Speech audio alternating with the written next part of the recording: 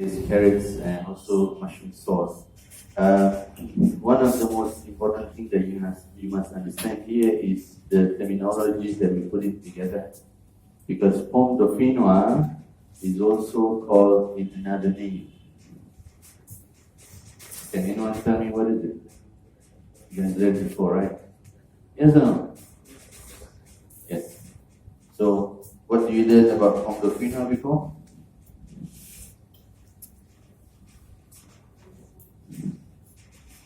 Any other name from pomme dauphinoise? What is pomme dauphinoise? Right. Sliced potato, baked in cream and cheese.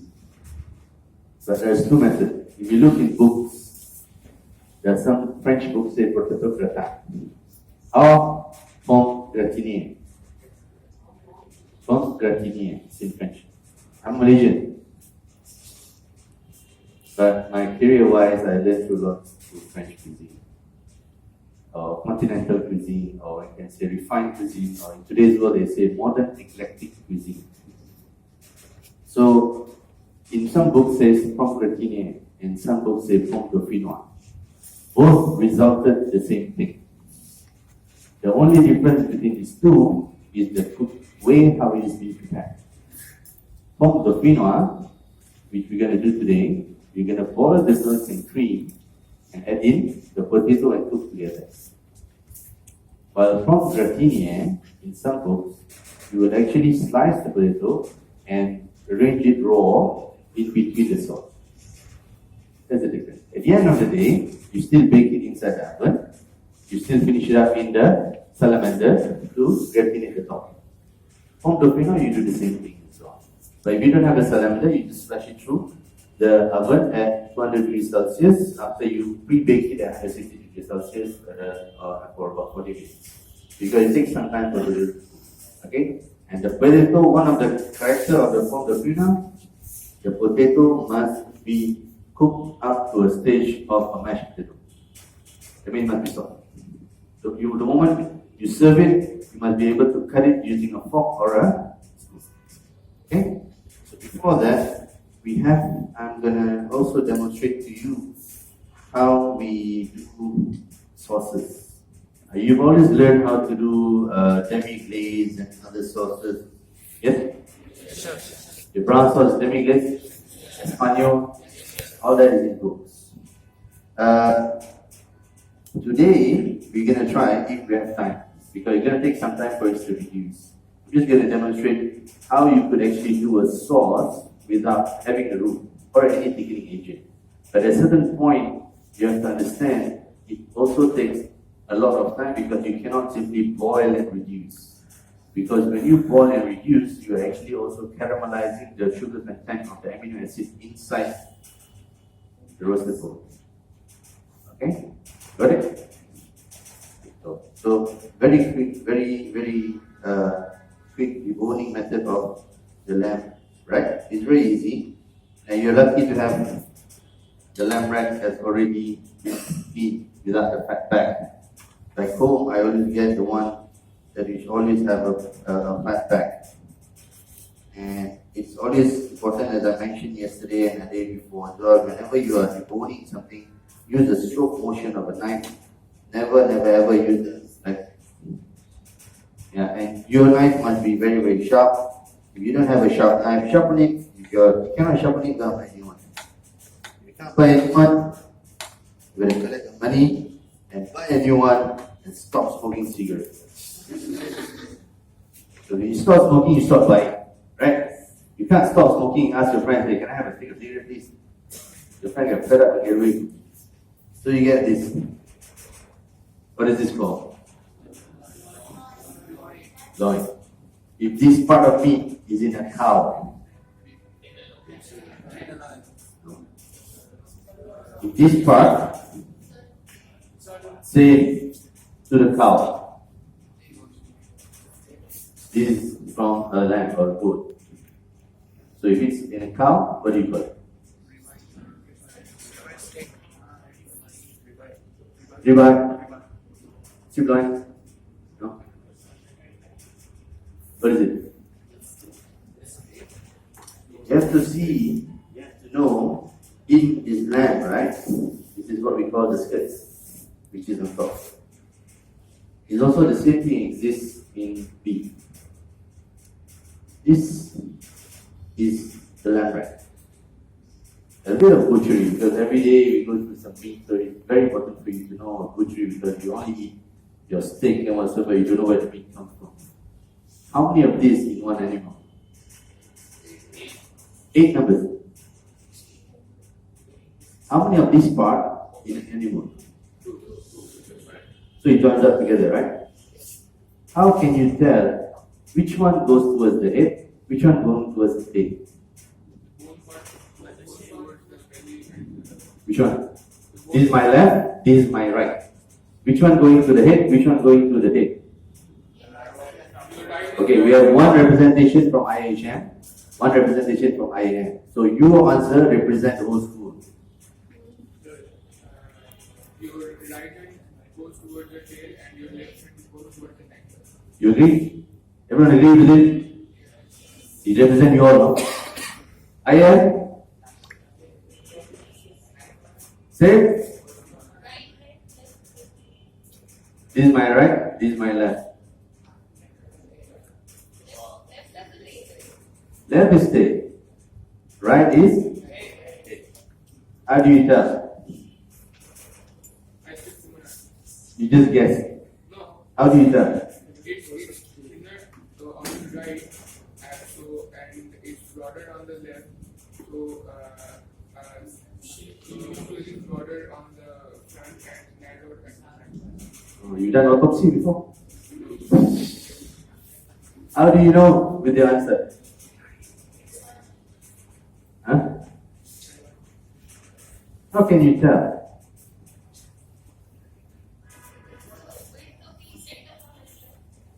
Say again? The width of the center board? It's not here. Which one? This side? This side? This one? Come in front, don't be shy. Show me which one. So we can validate your answers. There's a couple of ways to tell.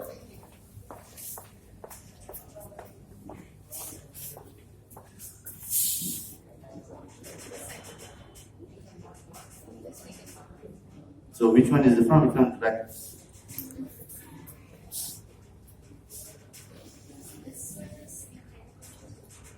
Okay. So it's the same thing as he said as well. Go wash your hand. He's going towards the head. He's going towards the head. Sometimes you can tell by the ribs, because it is cut in such a way. Sometimes you get a quality that is cut straight.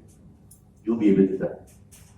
One of the factors that you must understand, in a loin, it has, in this fillet, it has this small little loin, the fillet. This one is going towards the front. And then when you turn at the back, there is a small meat here. Right? So this meat belongs to? Yes or no? I repeat, this now was wrong. When you have a small meat here, right? And then sometimes the best is if you get a lamb rack that only has a shoulder blade on top. If you have a shoulder blade, that means it belongs to the shoulder straight away. But over here, when you get to tell, there is this piece of meat. This is what we call lamb tenderloin. If you join this together in a butcher cut, left and right, in such a way, you don't have that right. Do you have that right? You don't have that right. It's all on the same side.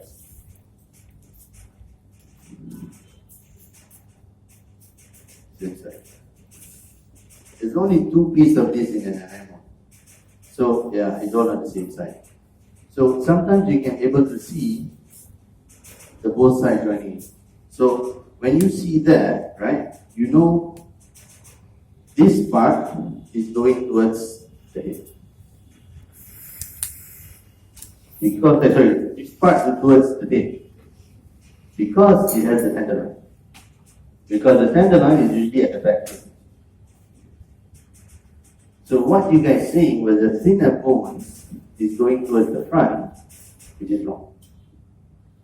The thicker bones is actually going towards the front. But sometimes it's very difficult to see that over this one as well, see, it's all thin bones. This one you can see thick and thin. It differs in different lamb and different cut and how you manage this bone when you use the machine. But one thing that you must look at is the loin at the back and also the extra meat that you get with it. So if it's joined up together like that in a cut when you buy in a butcher, because this is actually the same size, this meat is called saddle of lamb. Saddle of lamb, where you get both ribs together. We call it saddle of lamb. You don't get saddle of beef. So if it's in a beef, this whole thing is called strip loin with the rib eye attached. Because rib eye and strip loin is actually joined together. Because beef is very big. After rib eye, there's also prime ribs. So all these are cut into a smaller parts in a cow compared with lamb. Lamb is all in together. Right? So, after that, you must understand. You just go one piece then. Or you might do two rows. This one goes good enough.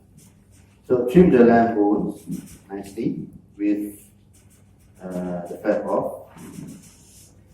So, eventually, you see this ribs, there's a gap here.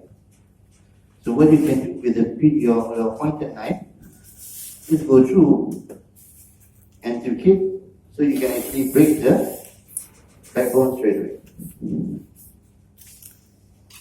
See that? Just break. You don't need a chopper. You don't need a what you call you don't need what you call it, chainsaw. Sometimes people bring the saw that you buy in the DIY shop, which is ridiculous. All you need is this knife. But you need to know where to go because these bones and the backbones are very complex and it's made with joints. You hear me chopping? So you should not chop.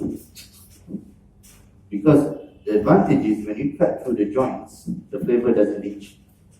Because when you cut through the bones, the marrow starts to open up and the juice and the flavor from the marrow will just remove itself while roasting. So when you roast, eventually the marrow flavors remain inside.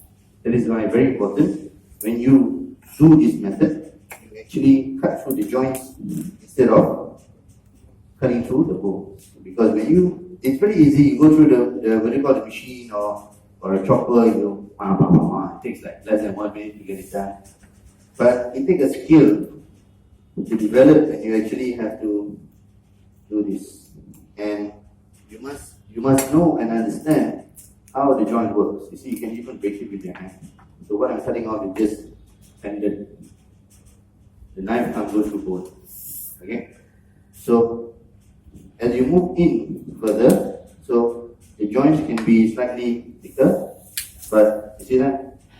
It's easily breakable. So don't go around, if you see some chef, a sous chef or a butcher chef in the industry, you go on with the chopper, say, chef, stop. I know I'm your promise, but I have a better way. And even worse part is that when you have to French the lamb, right? The chef go like that. Yes or no? It's wrong. Do you know how to do this nicely? Have you learned before? So what you do, I just show you lah, since we're here. What you need to do, cut the middle part of the fat, right? Then shape through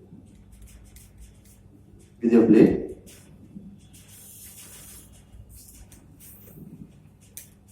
Right? And And then gently you can actually peel it off.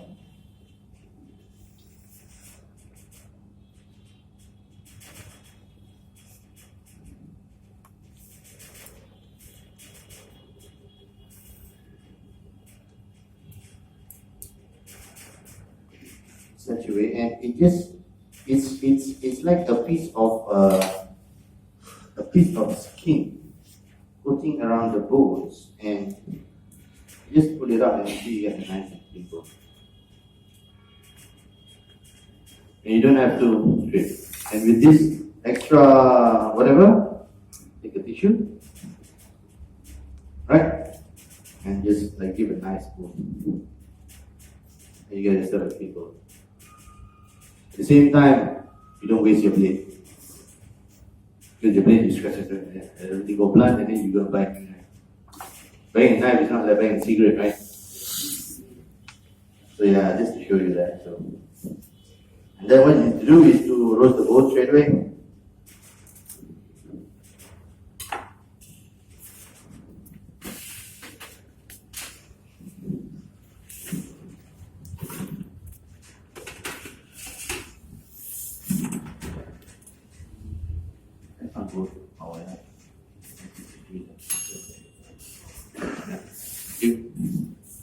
So, we're done with that. So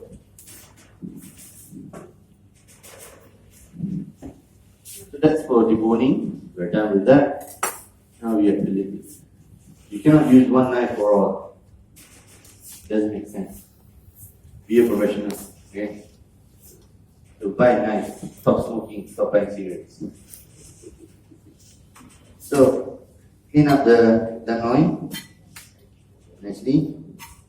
By right in the recipe, I've actually portrayed how to sous vide. Eventually, we don't have a sous vide machine here, and I also need to bring mine. We have to do it traditionally. Basically, we have to fence here and roast it in oven and rest it. That's how we did the duck on the first day. But it's okay. Then the silver skin. This one must be removed 100%. There's also another part of meat here. You can also remove it, or you can keep it attached. But because we are cooking in such a way, we can't keep it, because if we keep it, it will just fall away after we cook it later on. But if you follow the recipe, you can keep it, because we actually wrap it and vacuum pack and sous vide at 65 degrees Celsius for a certain amount of time. It will just keep it tight. But unfortunately, we can't do that today. Okay? Maybe you can try it by yourself or whenever you have a recipe. So this one, you can eventually just take it out. And when you get a very small lamb fillet,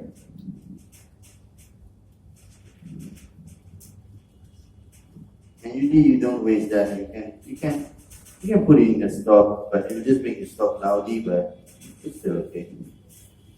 Instead of wasting it. Some people actually put it on another menu in a la carte or whatever.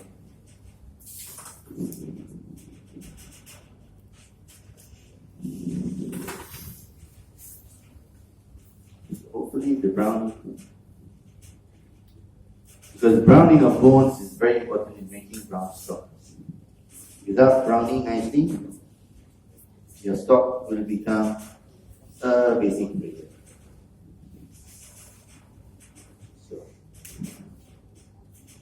So I started off my career in 1997. In 1997, I was lucky. I actually did I started off with a certificate in hospitality management. Chef, they can't see, so they are just coming. Yeah, no problem. You're okay. You can come around if you like and stand around here. One thing about the cutting technique is that you must use the tip of the knife. I can do this on air and I can do it by that.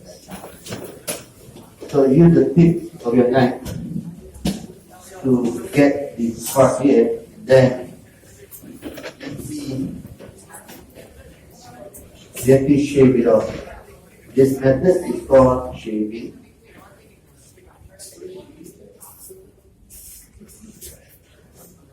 And you just have to remove this silver skin away. You ever cook lamb before in your life? Yes? You do lamb before in your life? Yes or no? No? You never done before? It's very expensive meat. It is a very expensive meat. Even I can't afford to buy for beef in my kitchen. But we have it in school sometimes for service class. So you had a nice and clean meat. Don't worry about the fat underneath here. The fat underneath here is quite soft, and as you cook, you just tenderize by itself. This is quite a small piece of meat, but it's okay. We can live through that. And what we can do is we can. In the recipe says we need to sous vide, that means we need to wrap and sous vide. But if we are not sous viding it, so we just have to leave it like that. Unless you want to marinate. So what's the benefit of sous vide? It's going to be very new to you, right? Sous vide. Sous vide is not the answer before. Okay? It's giving in a water bath. Again? Putting in a water bath. Water bath, there's advantage and disadvantage of sous vide, you must understand. One of the books that is very, very good for you to refer to is called Under Pressure. The author is Thomas Keller. Chef Thomas Keller, he's from America. He's also the Bocuse d'Or UST president. So, when you cook with temperature, you have exact temperature to work with. And you are in control through a certain time and a certain temperature. If you don't do it properly, your meat can be underdone and your meat can be deemed as undercooked, which is not good. So in under pressure cookbook, they actually table out what is the temperature for a certain item, whether it's meat, vegetables or fruits, to a certain amount of time. Up to 4 grams, to chicken liver, to chicken breast, to chicken legs, duck breast, duck leg, as tough as an oxtail, as tender as a tenderloin, everything have its temperature and also timing. You cannot simply take a wild guess. One is the thing that you don't do is many students that I see sometimes, especially in the exam, they don't have a sous vide machine, but they are interpreted by the sous vide recipe. They put simmering water, and then they take the temperature of the water, 65, and I put in a minute. And how do you maintain that 65 degrees Celsius on that open burner? You can't. It's impossible. That is why you need to have the circulator, or we call it Rona. It's not everyone can afford that. So if you don't have that, there's also a traditional way. Sous vide is not the answer in the world. Sous vide is just another way of cooking, to be more precise. Okay? So we shall keep that tenderloin straight away. I'll just show you how to wrap it. In case one day that you have a sous vide machine, you can actually do this. You can vacuum pack, but if you don't, you have not again. Sous vide circulator and vacuum pack sometimes comes together. For a cheaper option, you can get a Ziploc bag. The Ziploc bag, if you go to Chef Steps and also you look at a book called Modernist Cuisine, they'll teach you how to do the water vacuuming. So basically, you just dip the bag inside the water and it just all the air. In theory, that all the air will just escape through. This is very simple way, but nothing beats a vacuum pump. Okay? So what you need to do, you put it in a clean round like that. Roll it like how we rolled our mousse yesterday, for those who have seen yesterday, and push that in. Okay? And then roll and push it in. So you actually, at the same time, you're also compressing the muscles. And this is also an advantage of when you don't tie up. Traditionally, people use butcher string to tie, just to make the meat round. But this is another way how to make the meat more rounded, because when you have a butcher string, it has parts where it's actually being tied up. Sometimes the whole piece doesn't look nice. When you have this, it gives you a clean cannon of meat, which is much more presentable. So you do like that, and you press until you get a super tight package, and that's very small, but really need that. Okay, so like that, and you tie it up at the end, both ends, left and right. You tie it like a knot or dead knot, and then you can actually also put it in the Ziploc bag, or you can vacuum pack, and then you sew it. 65 degrees Celsius. It takes about, for this size, 15 minutes. No more. Because this is very small. It depends, because the recipe says 40 minutes per second. 1 hour. If you have triple the size, usually back home I get a bigger one, much bigger than this. So you can go 1 hour. So for this size, it takes 15-20 minutes, depends. Okay, you have to try it out. Alright? So I'm just gonna keep that since we're not using it at the moment. And just keep this in the children. Okay? That's done with the line.